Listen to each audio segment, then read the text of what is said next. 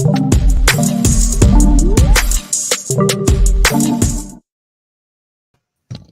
you Roach Growth listeners. Today I have Jason Azevedo. He is the co-founder of MCRA. Thank you, Jason, for being here today. Hey, thanks for having me. I'm excited to hang out a little bit. There's a lot to unpack, I think, with your company. I mean, two sectors of, I guess, of your company where you purchase manufacturing plants in the U.S., but then also find consumers that want to grow their business with their manufacturing in the U.S. So kind of two different sectors. But I mean, what's the cleanest way for yourself to describe this company? Well, I mean, so we buy legacy U.S. manufacturing companies. These are good, solid companies, been around 2-3 generations often the time. And then we come in, and there's already a huge push to do more and more stateside manufacturing. So we just provide that infrastructure for companies to continue to build more and more products back in the U.S. I know technology. I mean, that seems like one, especially on your website and where I can find stuff. Technology is the big push to kind of bring it up to date. These entities. I mean, what's usually the lag that some of these manufacturing companies that you're purchasing are kind of missing? So the majority of companies that we're looking at are groups that, like I said, they're second, third generation. Usually the current owner is ready to retire.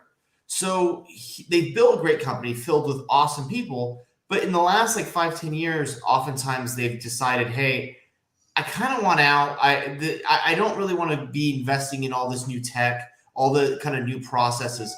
So the companies have just they're solid and they're ready and primed to go to the next level.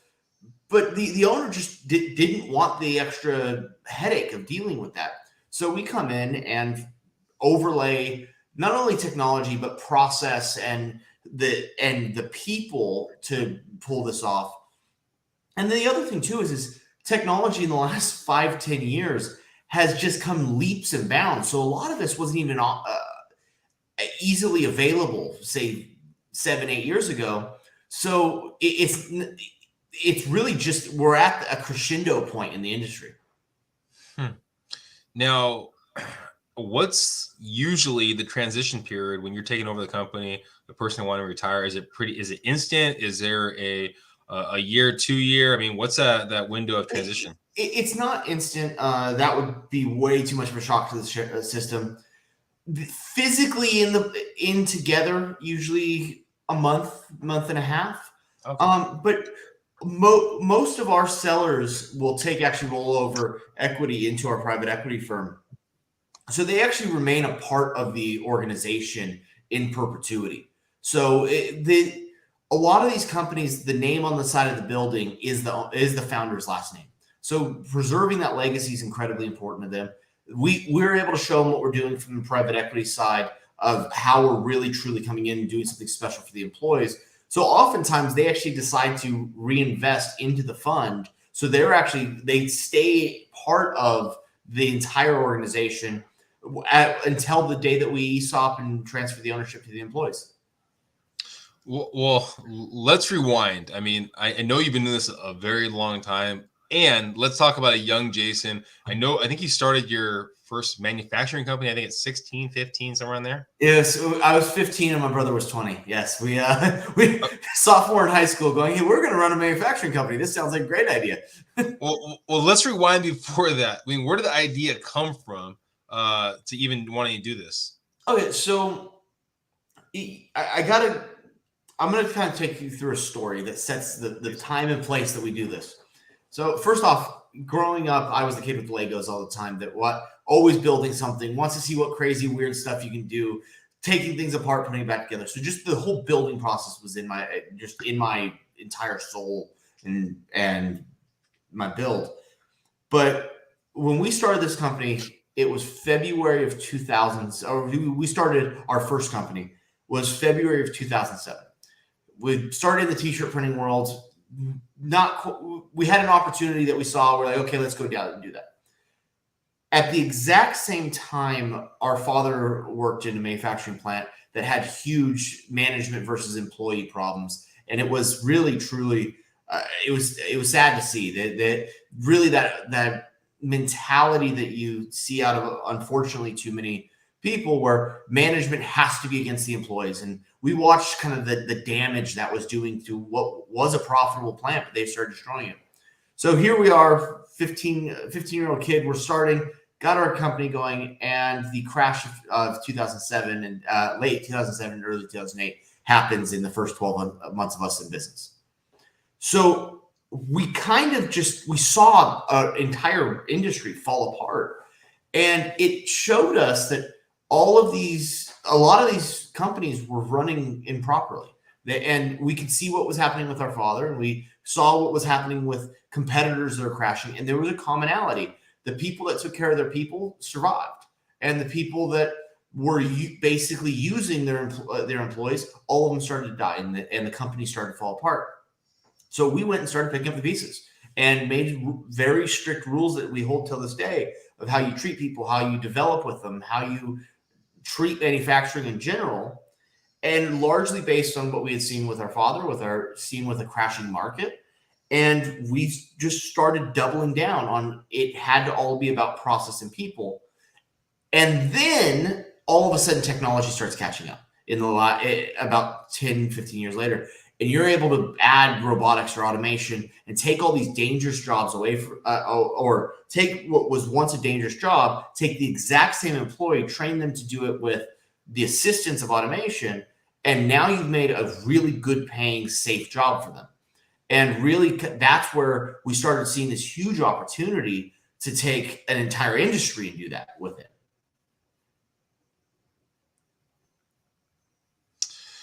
So your dad's still working for this manufacturer? No. So he actually got laid off. I think it was the 7th or 8th time from the same company. Been there 28 years. Okay. And we've started our company, and we actually picked up they finally closed the plant. Not because it wasn't profitable. It was the most profitable plant this company had on the West Coast. They shut it down because of the sheer distaste between the management and the employees. So this company lost profit because they just had destroyed the culture so much. And we actually were fortunate enough to pick up some of the employees that got laid off from that plant. And they showed up and were like, hey, we're going to be completely different. And really, it took time to gain the trust that, hey, we weren't just another management group coming in that, oh, we're going to be here for the people. No, truly showing that was our core mission and focus. So was it I guess your brother, yourself, and your father then a part of No, this? It was my brother and myself, and then we had another partner later on. And our father, a couple years in, came and worked for us. And he worked for us for a while. But it was 2 young kids. I mean, at one point, we had about 25, 30 employees, and our average age in the building was about 18. So we built this with a bunch of kids, and it was awesome because before anyone else came, we started getting any kind of older, more mature employees. We developed systems that allowed people who had never even seen a manufacturing plant to put out a great product. And also, in addition to that, it allowed us to look at things completely different than normal people had, because we didn't have that kind of jaded mentality of how things had to happen.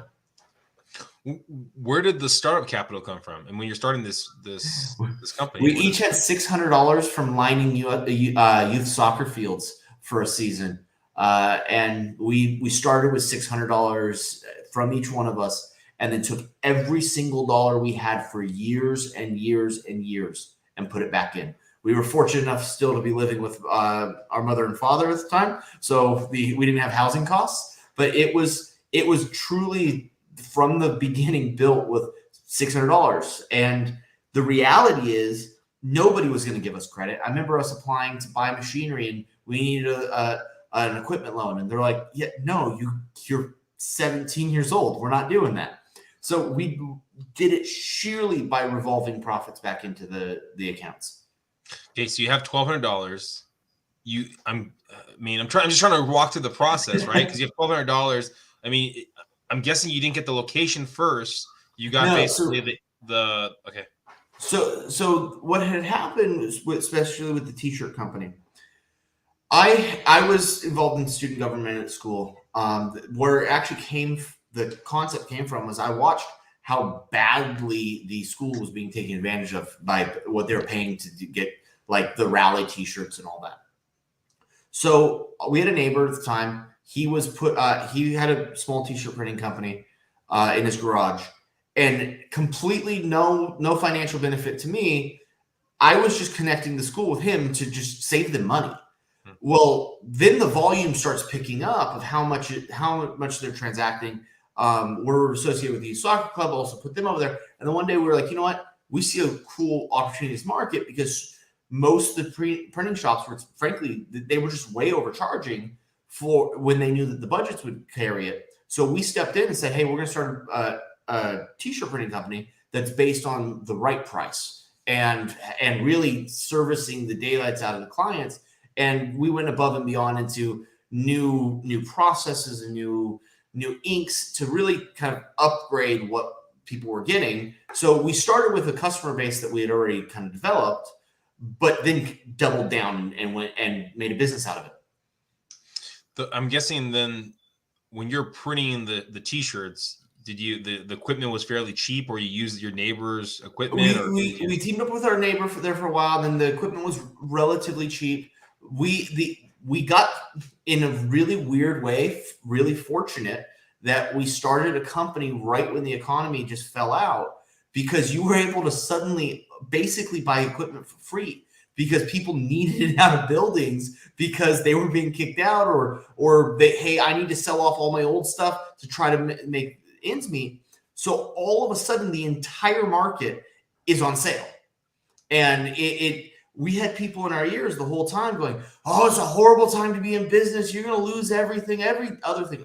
Of course, it was none of the people that had ever done it before. The people that had done it before were like, oh, no, you have an opportunity at your hand.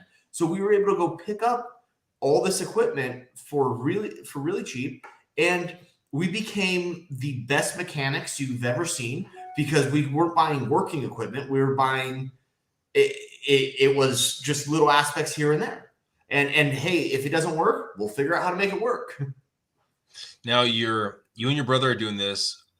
How long in the process till you start actually bringing people on? So we did it for about 6 months to a year until we brought on the first employee. Little thing I love to hang my hat on. From all those years ago, the first 4 people that work for us, 3 of them still work in the company. Wow. And have moved up the company over time. So the very first one still works in the company. Actually, I just talked to him today. So we brought on, we got our first kind of decent sized job, brought him on just to help kind of around the shop. About a year and a half in, we started to realize we weren't making enough money for people that were for once I graduated high school. So then we doubled down and said, hey, we need to go to that next level. And we started looking for the most complicated work we could get our hands on, stuff that nobody else would touch, because we couldn't compete with people on volume and price because we were so small and frankly, the company was so young. So we decided to go after the most complex stuff we could get our hands on and try to push that envelope as much as possible. And that allowed us into much larger clients, multinationals that were really coming in going, well, we want to do this and everyone tells us no. We're like, we'll try it. Sure. And we would spend all night long trying to work with ink chemistries or anything else to get it to do what they were asking. When you talk about complex, I mean, and I know you kind of said it a little bit with like inks and things like that. I mean, what does that mean? I guess the complexity. So I go back to kind of this time and place in history. This is right when Affliction had like all of those crazy prints that covered the entire shirt. And they had foil stamped on it and all of that. So we started getting into printing over entire sheets of fabric so that you could create all those big things.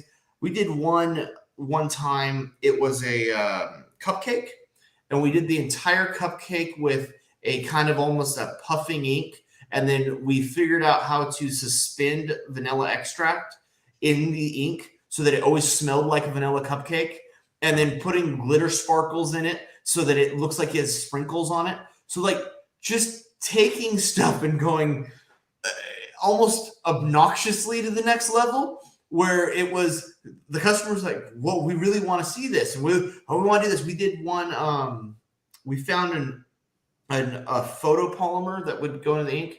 So the shirt said nothing on it. It was for a security company. It was actually really cool. And when you walked in their trade show booth, all of the shirt would light up with like malware words on it. So and their whole tagline was, see what you've been missing. So it's stuff like that where people would come and go, we just need something to set us apart.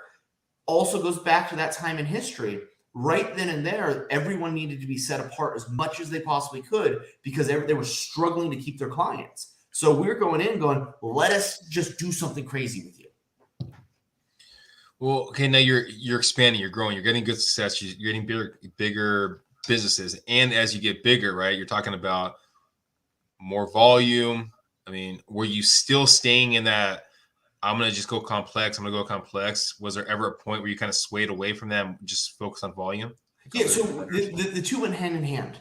So there's a core rule in business: fix your client's problem and they will just start relying on you.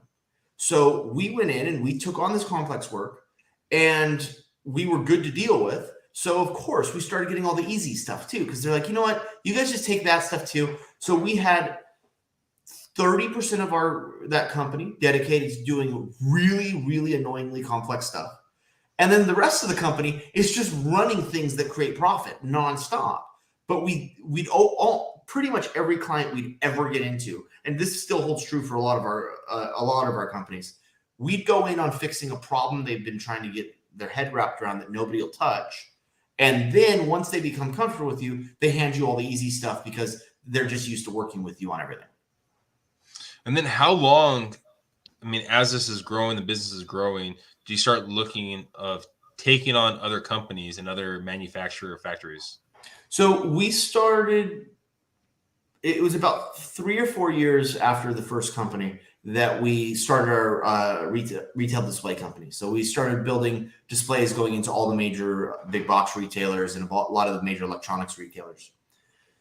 And that was kind of the spurring point. Once we had those, what we started realizing was retail displays are very complex items. There's sheet metal, there's plastic, there's printing, there's the logistics. Well, we were subbing a lot of that out, and we realized that we wanted the controls ourselves. So we started either doing it in-house or buying a company that did whatever aspects we needed. Well, all of a sudden we've got this very wide array of different types of manufacturing we're doing.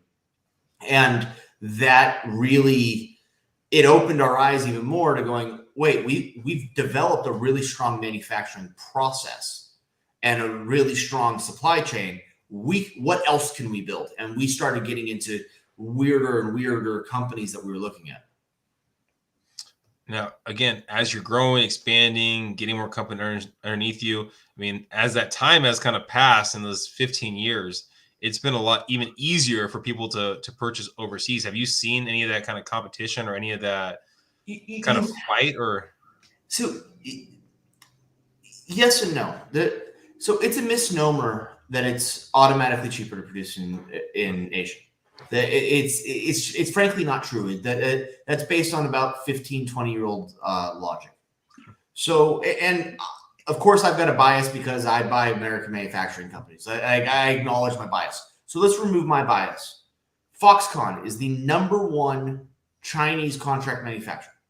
No questions asked. Arguably the #1 contract manufacturer in the world. They're building a plant in Wisconsin.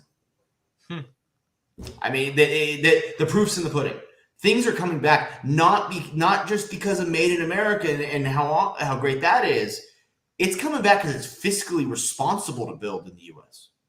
So, but you got to understand that it's more complex now. You must control more supply chain. You must be more integrated with the OEM. That you have to revitalize and get to that next stage for it to be effective. But the idea of things being offshore more and more, that hasn't been happening in quite some time. Things are coming at very least to North America way more. But back onto the American shores, it just is. And frankly, Americans are starting to consume so much product. I mean, if you look at our consumption rates of products per day over the last 5 years, we're increasing drastically. You got to feed that need. So you're going to need more and more production here constantly. And we're seeing it. And frankly, other countries are seeing it and saying, hey, you know what? Let's build plants in the US because that now makes the most sense for us. So do you see the growth of plants in the future? Like do you have a percentage, or is just the idea that there is an expansion, there is a growth of? Oh, no, there's massive growth available. I'll tell you, most of the companies that we look at to buy have at least a 50 to 100% growth available as long as the ownership decided to execute on it. That's pretty consistent. The problem is that takes it takes energy, and it takes most companies, if they hear we're going to grow 100% next year, most of the leadership team goes, wait, what? No. Can we spread that over 3 years? So that the opportunity is virtually unlimited right now. Most of the people that I hear that are actually still moving things overseas, it's just because they can't get capacity in the US. They're just at the point they're like, I would love to, I just cannot. There's just the space on the machinery isn't available. So American manufacturers are doing what they can to expand these plants as much as they possibly can, as soon as they can. Well, it doesn't sound like, growth has been a big problem for you. Looking over, again, those 15 years, where do you see the biggest learning curve struggle that you kind of had to work through in those 15 years? Processes and technology have been developing in the last 15 years so incredibly fast. I mean, let's take it into our personal lives. 15 years ago, we didn't all have one of the most powerful computers ever in our pockets. Well, manufacturing took what happened in the last 15, 20 years, and they've pretty much caught up in the last 5 to 6. So the changing landscape, it has been very, very fast. And the biggest hurdle we've had is breaking ourselves, our teams, the people around us, from thoughts and beliefs that were 15 years old, 20 years old. That hey, factory jobs are not good. That's not true. There was a chunk of time there it was, because technology had not caught up to help the worker enough. That's over. And really, that's been the biggest hurdle, is explaining to people, hey, these are great jobs. This is not your Charles Dickens dirt floor factory with grime and somebody gets their arm pulled off and Tiny Tim's happy to go home to eat some turkey that he can't afford. These are polished white floors. I mean, you look at the new Tesla plants. I mean, these are pinnacles of engineering. They're gorgeous. And really convincing people that much has changed that quickly has been our number one hurdle. And convincing ourselves sometimes, because you're going, wow, how we did it 15 years ago just doesn't make sense anymore. Was there a time when you look back of maybe when you first started where you had more life in the technology that you currently had, and so you try to buy yourself more time instead of upgrading that technology because it was going to be more of a headache of the learning curve, the money attached to it? Of course. I mean, there's been plenty of times we're looking at machinery that we had and it was old, and we knew there was much better ways to do it. We couldn't afford it. And more importantly, because there were times, especially early on, we buy it not at that time understanding, or maybe even being mature enough to understand that we were going to have to retrain the mentality of the people using it. Because I'll give you an example. We brought in a robotic welder to one of our plants. And the guy who was welding got scared. And he wouldn't say it. He wasn't showing, he was barely showing it, but one of our leaders noticed it. And he goes, I don't think he understands what that robot means to his job. And I'm like, well, then let's go explain it to him. Took him aside and goes, hey, are you worried that robot's here to take your job? Well, it is, isn't it? That's why you buy the automation, is to get rid of the people. I'm like, no. I buy the automation to get the production. But there's no person I would rather running a welding robot than someone who's been welding for 20 years. Because when that product comes out, they know what went right, what went wrong. Teaching the robotics now, that's gotten so far ahead that's the easy part. Knowing how to weld is the hard part. So I want to take your skill set. I want to revitalize that skill set. And yes, you're going to now put out 4 times as many parts a day. But people are consuming 4 times as many American products a day now. So we're just filling the need. And once we were able to explain that properly and show people that properly, then you were able to use the equipment the right way. And to really show them that this isn't a replacement of jobs. This is a revitalization of the jobs. Every time you need a nail, you don't go to the blacksmith anymore. That job had to revitalize to how we buy and use products now. Looking into the future, and I know it's sometimes hard to look in the future. Do you think there's a point in time in your future where you want to go a different way, maybe outside of the manufacturing, in a different field, build a different business? I mean, you've been doing this since you've been 15. It's a long time. No, I absolutely love it. I always have. The secondary thing is the truly helping our communities with our private equity fund. I've been able to combine those two. So really the passion project is there, and it makes fiscal sense within the business. But that truly, manufacturing has a special place in the world. It really, if you think of any other industry, what other industry can you go into with no education, no training? Almost every company in the industry will train you on the job. They will let you move as high as you want within the organization, because chances are the other people within the organization also came in through the shop floor. And you can truly take yourself to any level you want in that industry. It has a special ability to strengthen communities unlike any other business, because of how that development process happens internally. So it is, to my core, it's where I want to be. And I do not foresee the future ever going, you know what? I think I'm done with this. I'm moving on to tech. It's just not there. Well, then I guess talking in the future, where do you see your company and yourself in 5 years from now? So I'll give a little more description of the structure on how we work. So we are, for functional terms, we're a private equity firm. We bring in limited partner investment money. We go out, buy these companies. We connect the portfolio together. And we make sure that nationally they're a well-balanced organization. At year 5 to 7, we transition through an ESOP 100% of the shares of the company to the workers.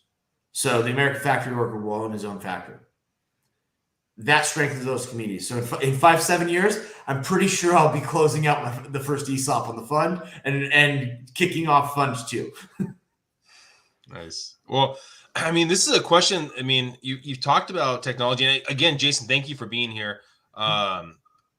This question right here, that you talk about technology growing and expanding. I mean, where do you see 3D printing? I know we're kind of earlier stages of everything. Where do you see 3D printing affecting your guys' business in the future? Maybe 5 years, 10 years, 20 years down the road? It's already starting to affect our industry. It is quickly becoming a legitimate type of manufacturing. 3D printing, as we think of it today, is going to be interesting, to say the least. Now, what what is really interesting is additive manufacturing, which is largely what people are doing with like their maker bots at home or that kind of stuff, but using much higher speed systems like laser burns and all that kind of stuff. It's going to revolutionize huge amounts of manufacturing.